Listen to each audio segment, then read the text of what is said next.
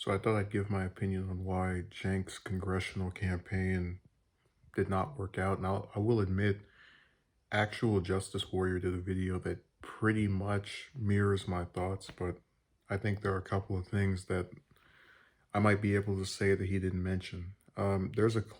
Before we begin, because I'm a fair arbiter, I like to mention what was good and what was bad. He went to the race with I think about as realistically high of a name recognition as you can get for a congressional candidate who's never ran for anything in the past. And he had a really solid group of fundraisers. But as Actual Justice Warrior pointed out in his video, the number of followers that people have online uh, is all over the place. So he probably had very few in that district going into the race, which again wouldn't by itself make him automatically lose, but it's just one of those things to consider.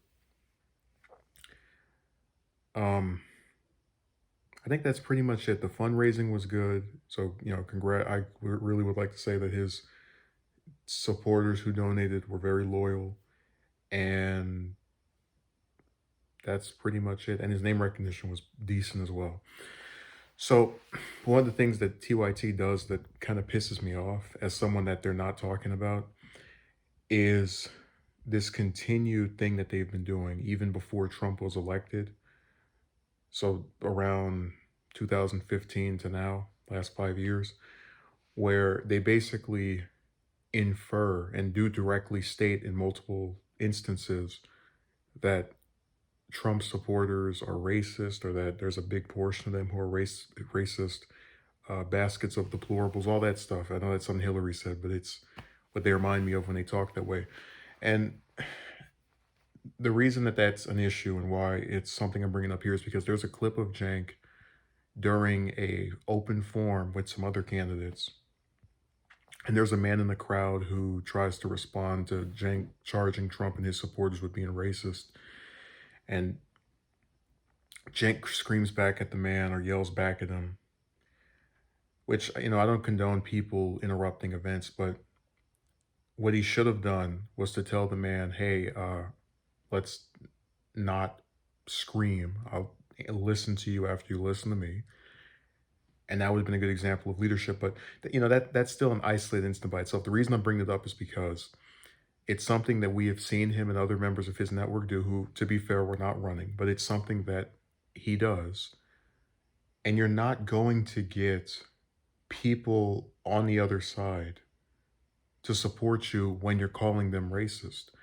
Um, One of the things I give Republicans credit for is that you really don't ever hear any of their office seekers try to condemn progressives. I think maybe Roy Moore was the full extent of, someone trying to insult liberals directly. They never really seemed to go after voters. And that's something that TYT kept doing. Yeah, Trump is racist. And someone might say to themselves, well, why would Cenk want Republicans to vote for him? He's running to be the Democratic nominee. Well, for those of you who don't live in this state, we have one of the worst systems in the world, which is called a jungle primary, where the top two advancing candidates to go to the general election can both be Democrats, since all of the candidates from all of the parties are listed together. And what that means is, let's say Cenk and Christy Smith got the two highest vote totals in some alternate universe. That means it would be in the November election, Cenk versus Christie. So it would be a Democrat versus a Democrat. That's something we had with Harris versus, what was her name? Sanchez for the 2016 Senate race that was over here. We had that last time with Feinstein versus De Leon. So it's just a thing that when you have a primary such as this in a district that was purple, you do kind of have to pull a little bit of those Republicans to your side. You're not going to do that when you insult them for the voting choices they have made in their past. And there's another clip of him from a debate where there were 9 candidates, I believe, and there was just so many candidates that they put them in separate tables to answer different questions. And he really wasted his time going after Smith as much as he did, because he every time he answered something, he would insult her. And she responded after a while by saying that she's not running for publicity stunt. And here's the thing that people don't seem to get: when you go after one person continuously, even if they're the front runner, you do start to make them look sympathetic, and make them look as if they're the big deal and they're the person who's actually on top of things. It's why Tulsi got a slight bump in the polls after she kept getting gone after by other Democrats. It's why Trump had a lot of his surge during 2016. So I think if he had focused more on his positions and really just answered the damn questions at the event without specifically saying anything about her, he could have done better. But again, I say this because I don't want there to be a misconception that there were just these one or two things that made his campaign not successful.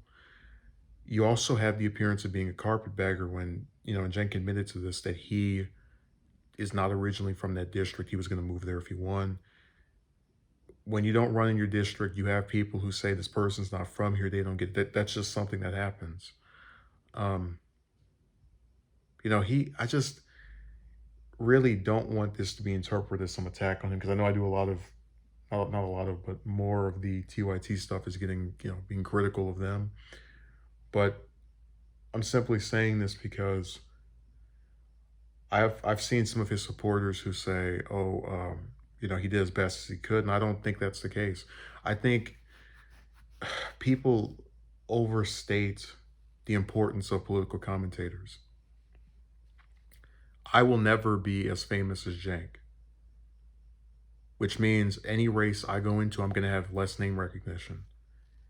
And at the same token, Cenk will never be as famous as Trump.